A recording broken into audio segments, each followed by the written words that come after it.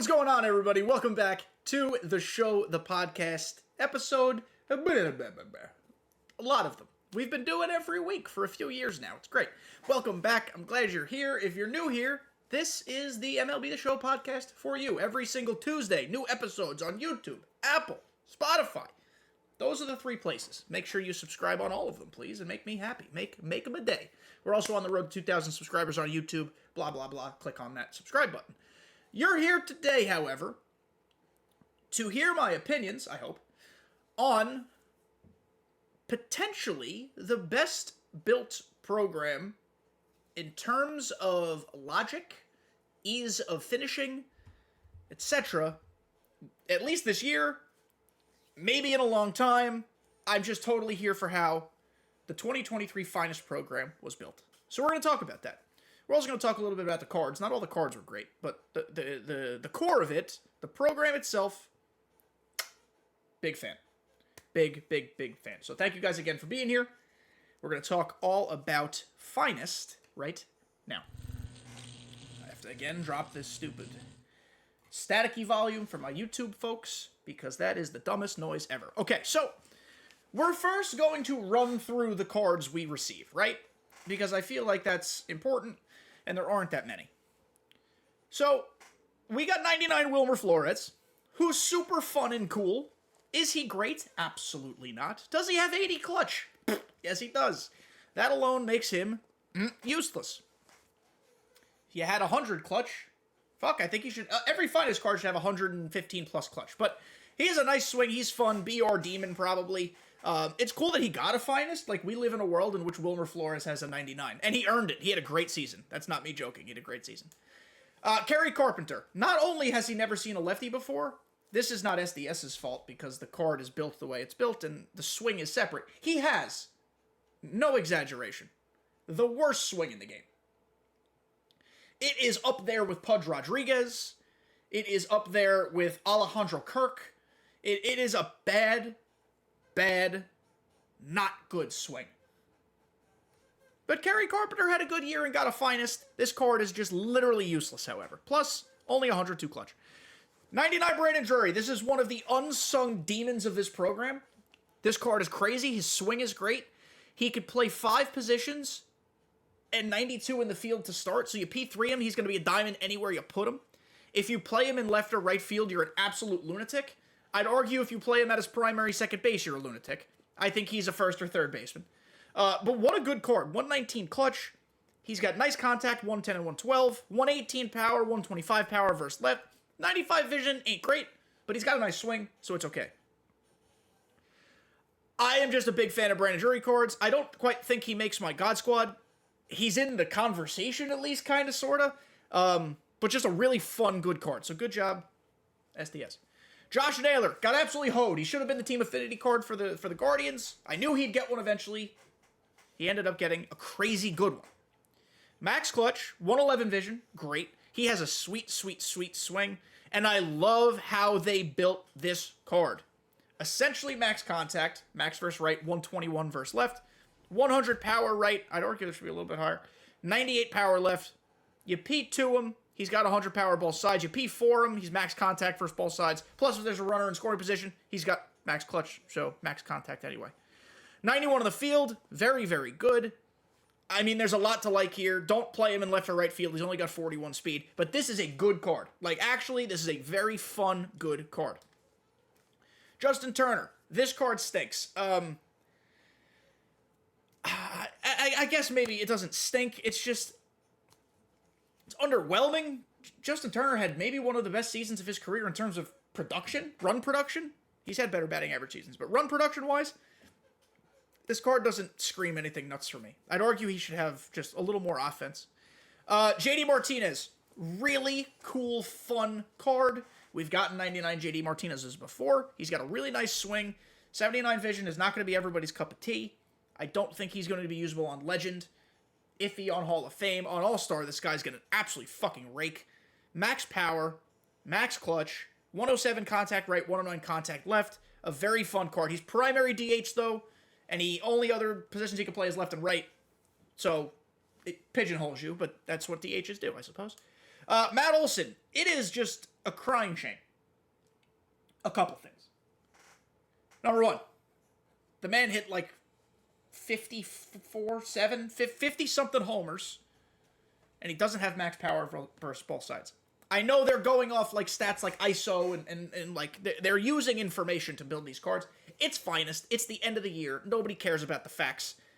People usually don't care about facts anyway, but nobody, especially now, cares about facts. Give him max power. 115 and 125 are essentially the same when you get into that threshold, but just for aesthetics, just make it max.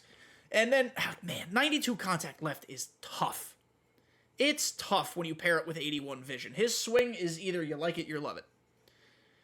Max clutch, however, does of course make both his contacts max with runners in scoring position. He could be a great pinch hitter, especially against righties. 89 in the field, you P1 him, he's a diamond. You're not playing him in right field. It just looks like a copy-paste of the other Matt Olson. You know what? Let's go look at if it's a copy-paste. Let's go prove that fact right now if it's a copy-paste of the other Matt Olson. We're going to go here. There's this Matt Olson. The other Matt Olson is a wild card. Let's just make this easy here and go Braves.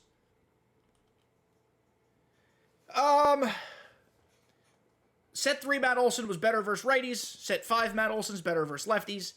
The power is the same versus righties. Power left is better for the new one. Vision's better for the old one. It's just a smattering of who gives a shit. Basically the same card. It's basically the same card. So, I mean, for finest, they should have given him a juicy demon, and they did not. So I'm just a little upset at that. Still, considering what he could have been, he's fine. Not great. And now I have some thoughts on this Mookie Betts, and they're not bad, but there are thoughts. So you look at this Mookie Betts, and you firstly you go, holy shit, look at this card. Max clutch, 103 vision, max power versus both sides, 116 contact right, 111 contact left, 98 in the field. Put him at second base, still a diamond to start. He fits the durability team, if you run that. He fits the shortstop team, if you run that. 64 speed is the problem here. And maybe not a problem. It's an observation. The other Mookie Betts, a lot of people will run because he has higher contact and higher speed. The other Mookie Betts plays like a power hitter, right? We know that high contact and like 110-ish plus power on both sides basically is a max power hitter. The ball's going to jump because he got nice big contact. It just all makes sense. And the speed is nice. You want to play him in the outfield, you can. You want to play him at second, he's great. 64 speed is still not slow, but it is not stellar. However, my observation is that this is how sets and seasons can work in a vacuum, right? I have long said A-Rod is the cover boy for how sets and seasons should be. He gets 3 different 99s. At each stage of his career, he did things a little differently. You could build each card differently. Mookie Betts, to a lesser extent, had like a career best power season, and the card is built differently than the set 4 one. That's set 4? Then the set 4 one. 299s, same player, built differently. Personal preference. Use the one you're better with. I love that they gave us the option. In my opinion, I would rather run the set 4 Mookie Betts. Maybe that's why I'm not 100% in love with this card. I am not saying this card's bad, but this card's fucking nuts. By no means is this card bad. This card's crazy. My preference and the way I prefer to use players, I'm going to take the higher contact guy who still can put the ball over the fence. I mean, again, let's compare these guys back to back. I'm talking about it. We just did it with Olsen. Let's take a goose and a gander. I want to go to my extra lineup here so I don't mess anything up. We need, the first one was a Red Sox. Boom. And the next one is a Doyer. Secondary. Okay. So, granted, I have P5 set 4 Mookie Betts. Max contacts. 104 power right off rip is good. It's more than good. It's plenty. 117 power left, let's be honest, is basically 125. And then when you P5 him, he's 109, 122. Great. They started out with the same 103 vision. I love that they did that. There's no reason to give him different vision. But here's the kicker here. Set 4 Mookie has 83 speed off rip, 85 stealing or whatever. I don't really steal bases. And the other one has 64.52. 64 and 83, that's a difference. I'm not saying 64 is bad, but 64 and 83 is a difference, a discernible difference. The stealing rating also on this one sucks. How many stolen bases did Mookie Betts have this year? Let's look. That doesn't necessarily mean he has a high steal rating. I understand it probably has more to do with it than that. But Mookie Betts, this season, I'm on Baseball Reference, but of course I'm on mobile, so it's harder to scroll. He had 14 steals. This Mookie Betts, the set 4 Mookie Betts is not based off a single season, right? I guess that's why 14 is his, yeah, it's down. Okay, so he stole more bases as a Red Sox. I get it. But, just for the sake of argument. I don't know. There's the question. Which Mookie Betts do you prefer? Which Mookie Betts are you going to use if you use them at all? But which one would you use? Set 4 with higher contact and still very good power?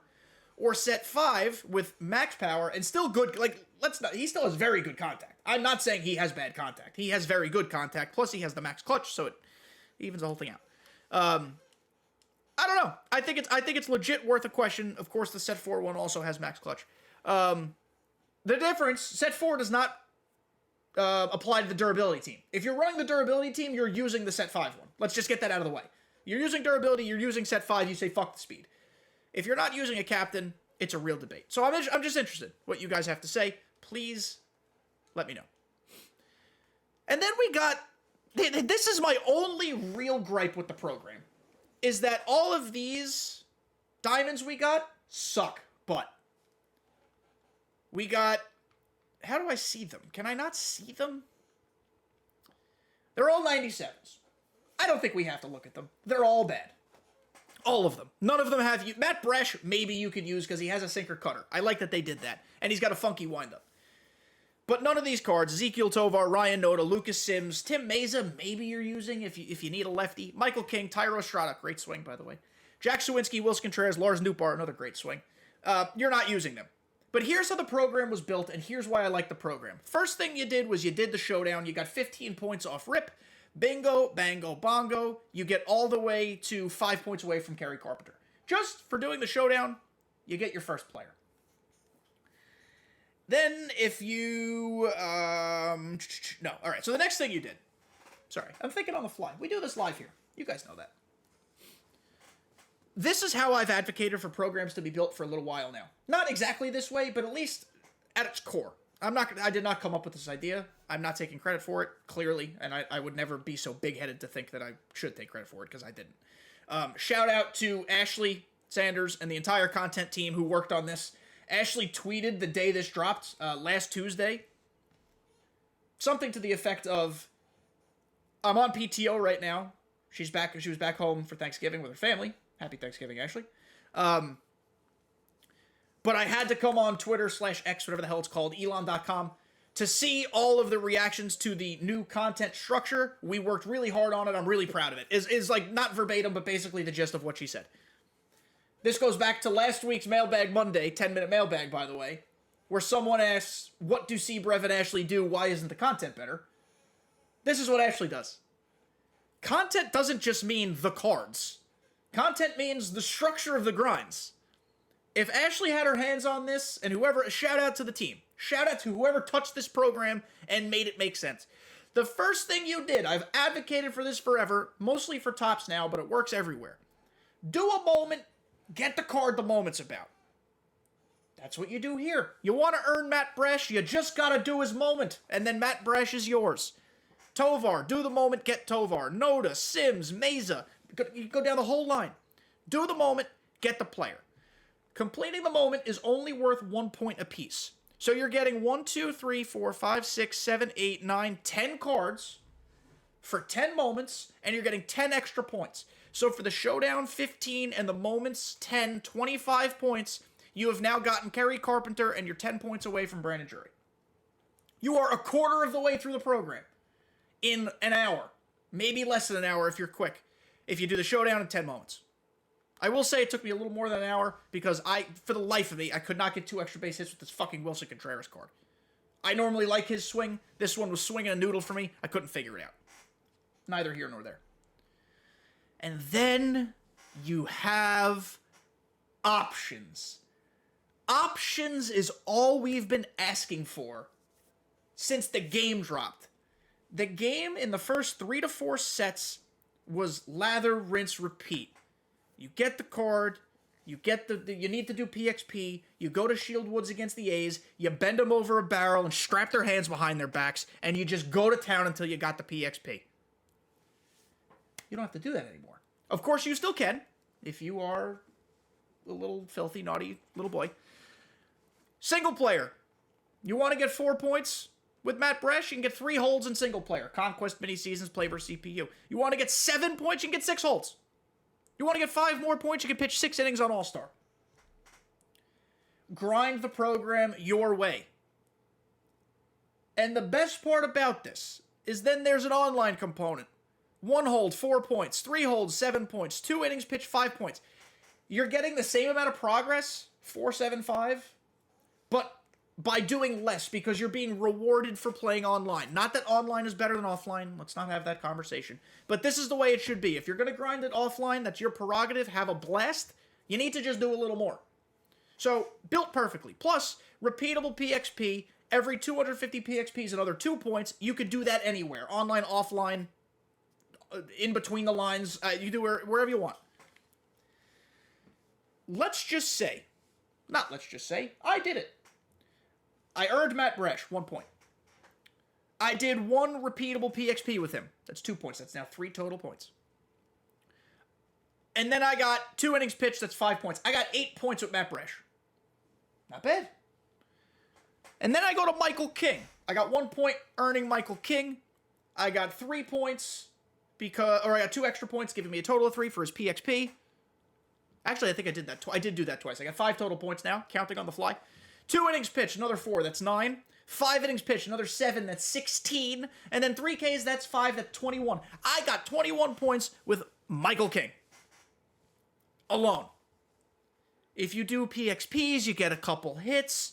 This program, you can get done, especially because these guys are all event eligible, in 2 to 3 hours.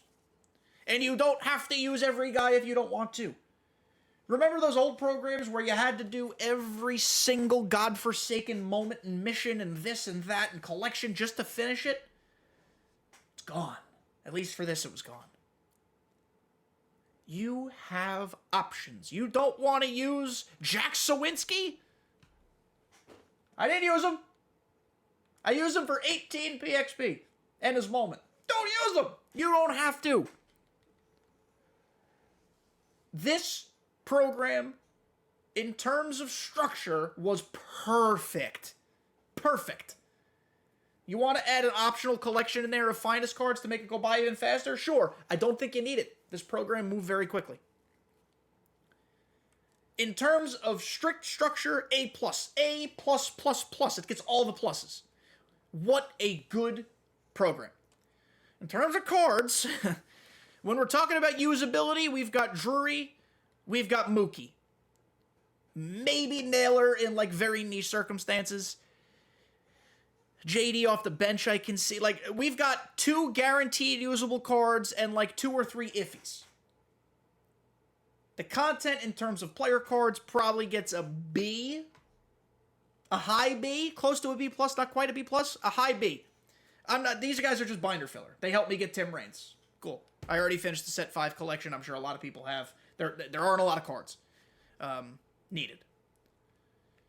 So if you marry the content structure with the content, we're talking A- program. Actually, no. Fuck it. The content structure is so good, it's going to outweigh the bad of the player cards, and we're giving it a solid A across the board. It is a very, very good, very easy, very fun, I cannot stress enough, very well-built program. We say a lot of negative things about this game. I do. I mean, I'm the one talking. You guys don't say shit publicly. I think sometimes it's because it's easier to talk about or easier to criticize than it is to lift up. That's not to say criticism's a bad thing. If you do if you criticize in a respectful way, a productive way, it can lead to things. Theoretically, because people have asked for something similar to this year, SDS might have listened to our feedback, our constructive criticism, right? And gave us this. But we need, I say this all the time, as critical as I can be, I will always celebrate something when it deserves to be celebrated. And this was great. This was everything a program grind should be. So SDS, tip of my cap is covered by my headphones right now, but excuse me, I burped. Tip of my cap. Do not let the burp distract you from the tip of the cap. Just well done. Just well done all around. This is the type of grind I want to see. There have been a lot of like program deviations throughout the year, right? We've had it where it was terrible to complete and it was annoying and it was long, and then every time, like every like week or so or every couple weeks, a new program has like a little bit of tweak, like a little SPXP, a couple fewer hits. Captains are only total bases in the grind, and not 10 hits, or you know, relievers are only strikeouts instead of saves or whatever. Slowly and surely, we've tweaked and we've evolved and we've morphed and we've formed the clay, the Play-Doh, and we've hit the home run. We've finally gotten there. Like I said, if you really want to add like a, you know, collect 10 2023 finest cards for an extra 10 or 15 points, that'd be the only minor adjustment I'd make, but that is so like absolutely unnecessary given the way this is built already. It's just a nice little add-on. It's not make or break. It's not do or die. It would just be an extra little incentive to collect stuff, because we know they like collecting. But what a job. What an excellent job. I hope we can at least agree on that the grind was done well. Whether you like the cards or not, your prerogative. The grind was done well. The other part of Tuesday's content drop that is just worth talking about. So I don't understand why this is called Finders Keepers Collection. It doesn't matter to me. I don't know why it's called Finders Keepers. But if you collect these 7 finest cards, the 5 cards that were in the finest pack in the store, you can buy them on the market now. Prices have gone up a little bit. You can also get one of these packs in the Weekly Wonders program, by the way. If you haven't done it yet, go do it. You have 1 day left. A day and a half. The free Gunnar Henderson that came out, which is a decent card, not great. Contact, we knew he'd be sucky versus lefties. Not a great split there, but it's whatever. And Sean Murphy, who is actually cracked, and if you like his swing, he's great, but otherwise he sucks. His swing, in my opinion, is not very good. But if you collect all 7 of these guys, you get a demon. Retro Finest Kyle Seager. Max clutch means he's max contact with runners in scoring position, 121 power versus right, 122 power versus left, 114 vision, 99 in the field. He can play second and short. He fits the durability team and the shortstop team. He's crazy. He is my God Squad third baseman at the moment. He has supplanted his... Actually, indirectly, I took out Corey Seager for Kyle Seager. Sweet irony there. Kyle Seager's nuts. He is my cleanup hitter just because not because he's like a power demon. His power is very high. But he's not a slugger. I'm really comfortable with his swing. He's a little on the short side at 5'10", but he stands up relatively tall, so it evens out. This is what I'm rocking with right now, for those who care. Acuna, Finest Bellinger, Milestone Trout, Retro Finest Seager, still using awards Giancarlo Stanton. J.P. Crawford, Finest, remains the best shortstop in the game. I will not hear any slander. Well, best set 5 eligible shortstop, I should say, not counting Ellie De La Cruz. Brian Reynolds is in left. Joe Mauer's my wild card catching. I just don't know what to do with catcher at the moment. I could use Adley, but I missed Joe Mauer, so I brought him back. And then Glaber is cleaning it up. You could say he's cleaning it up at the bottom of the order. He's hitting 9th. He's doing the dirty work down there, turning the lineup over. But that's the lineup. I mean, this is not my favorite lineup of the year. I think it's less overpowered. There are a lot more niche type of guys, which is cool. But that's what I'm rocking with. We've reached the end of the show, the podcast episode. The one thing, or 2 things I want to ask you guys. One of them, already I asked you, which Mookie Betts do you prefer? I think that's an interesting conversation. Number 2, what do you think of the content drop and the structure of the program. Like I said, I can't say it enough. Massive, massive fan. I'm a big fan. So, thank you guys for making it to the end of this episode. We're running out of content to talk about. There is stuff on the calendar coming up that maybe we can include in next episode, but it's time to start looking ahead, I think, pretty soon. We're going to start talking about 24, what we liked and what we didn't like about 23, some recap stuff. But the show, the podcast, goes on. So, thank you guys for being here. Love you all. See you next time.